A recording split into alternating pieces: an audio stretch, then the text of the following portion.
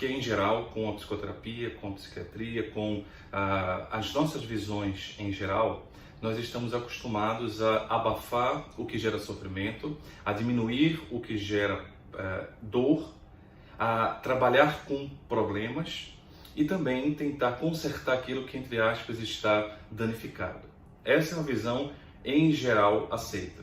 No entanto, a proposta da psicoterapia positiva, capitaneada por Rashid e Seligman, o principal braço, portanto, da psicologia positiva, o braço clínico da psicologia positiva, não é olhar para esses aspectos necessariamente, mas sim olhar para outro aspecto da vida do ser humano, ou seja, as suas potencialidades, o que ele já conquistou, e a partir dessa identificação do que ele já tem, das suas possibilidades, fazer um estímulo para desenvolver o que já está inicialmente bom, o que está potencialmente bom. É transformar aquilo que é potência em ato e não apenas apagar o que estaria, digamos assim, problemático.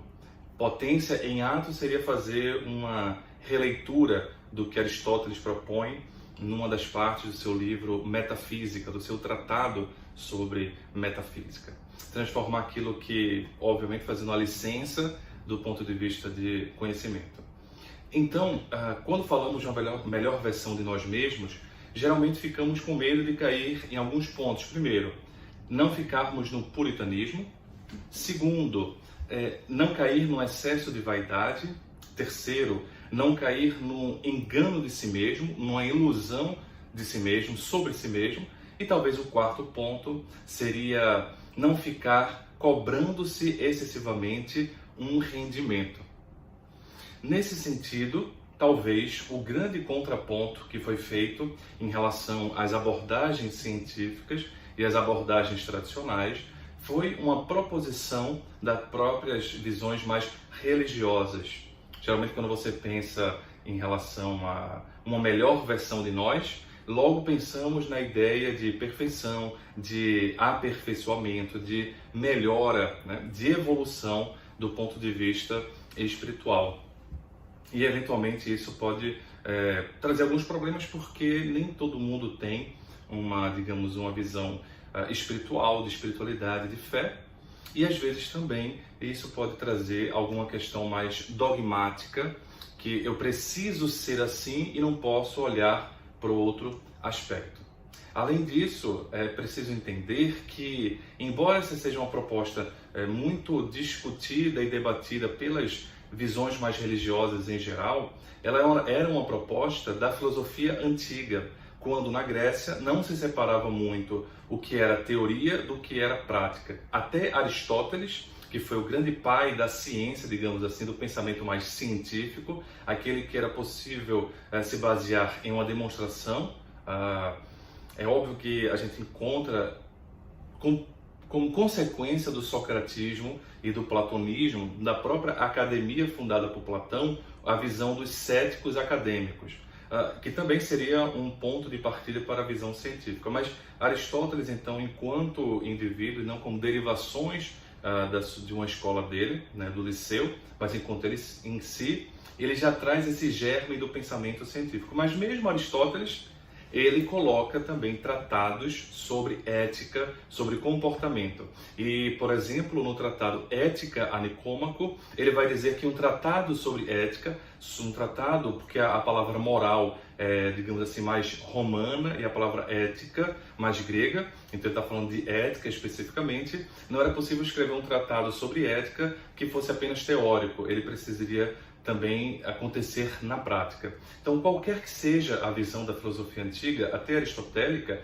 eles, não os pré-socráticos, mas a partir de Sócrates, é uma visão de mudança de comportamento, uma teoria que vem para a mudança de comportamento e o estudo de virtudes, o estudo de virtudes como sendo a possibilidade de fazer algo no campo de vista da prática, do ponto de vista da atitude, portanto.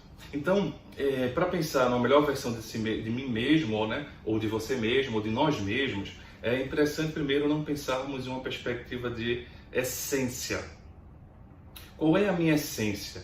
Porque quando eu entro nessa questão de essência, eu posso meio que consequentemente entrar numa perspectiva de que essa melhor versão de mim mesmo acontecerá quando eu tirar todas as impurezas e encontrar esse meu lado puro, essa minha essência. E isso talvez seja um tanto quanto complicado, porque quando aprofundamos um pouco o olhar sobre a humanidade, sobre nós mesmos, logo percebemos que nós também temos essa grande ambivalência, essas grandes dualidades. E que do ponto de vista, por exemplo, psicológico, é muito difícil você conseguir dissecar um comportamento em termos de motivação única. Geralmente nós temos a motivação mais visível na nossa consciência, aquilo que está mais presente e que a gente consegue delinear e delimitar, e as outras motivações mais inconscientes, que muitas vezes nós só percebemos depois. Então, é importante pensarmos numa melhor versão de nós mesmos, não como uma busca de pureza nesse sentido, porque aí acaba sendo contraproducente. Ao mesmo tempo, não pensar no sentido de excessiva vaidade, porque essa também é uma questão delicada. Uma das virtudes muito bem estimuladas é a chamada humildade. E um dos pontos que pensamos a humildade é justamente o não envaidecimento de nós mesmos. Porém, a título de sermos humildes, acabamos tentando entrar numa pureza, numa humildade mais pura, o que também não é possível. Porque na medida que a gente faz algo, a gente aparece. E ao aparecer, nós também estamos movimentando alguma vaidade em nós. Então é interessante pensarmos não em termos de excesso de vaidade, mas também não ficarmos no excesso de humildade. E essa é uma interessante perspectiva da psicoterapia positiva, porque quando ela vai estudar as forças dentro das virtudes, ela vai estudar também o excesso dessas forças, que podem ser muitas vezes disfuncionais ou contraproducentes, e também a escassez dessas forças. E as consequências, às vezes, são muito parecidas. O excesso de humildade, né, acaba levando um pouco, ou o excesso de tentar ser humilde, acaba levando nessa contradição muito intensa. Então, é interessante pensarmos a humildade como sendo algo que faz com que a gente olhe para as nossas dificuldades, mas também admita e olhe para as nossas potencialidades, fazendo um certo equilíbrio nessa visão. E não apenas um enaltecimento da dor, um enaltecimento das nossas dificuldades. Aí vem uma terceira perspectiva, que seria como é que a gente vai fazer uma melhor versão de nós mesmos sem nos iludirmos. E talvez seja uma consequência. Se eu não entendo uma melhor versão de mim mesmo como sendo uma busca de uma pureza, se eu consigo entender que não é um envaidecimento excessivo e que não necessariamente eu vou esquecer da humildade, porque às vezes em nome da humildade a gente não faz nada, e aí a gente pode se esconder em nome da humildade e não ser humildade e ficar, do ponto de vista emocional, bastante atormentado também. Quando eu começo a entender isso, naturalmente eu vou caminhar para essa outra perspectiva de que para eu, digamos, fazer essa melhor versão de mim, eu não preciso me iludir em relação a não entender ou a não ver esses outros aspectos da minha vida emocional. E aí, consequentemente, eu não vou ficar me cobrando excessivamente uma melhora. Vou entender, por não me iludir, por perceber que eu também tenho grandes dificuldades, eu vou também conseguir aceitar o meu tempo, me perdoar nessa perspectiva, usar de compaixão não apenas como uma virtude para o outro, mas também uma virtude para mim mesmo. Usar de amor não apenas para o outro, mas em relação a mim mesmo.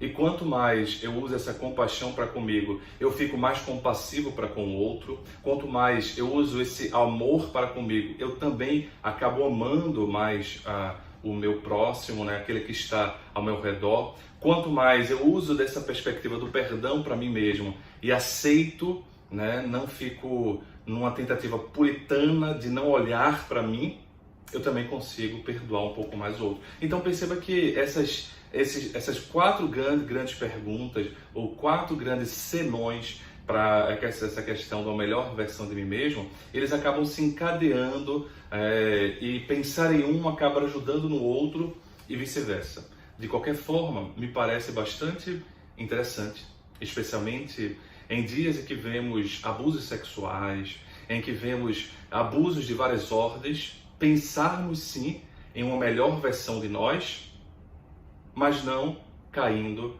nesse lado da pureza, nesse lado de não enxergar a nós mesmos, e sim perceber que, além das nossas dificuldades, nós também temos potencialidades.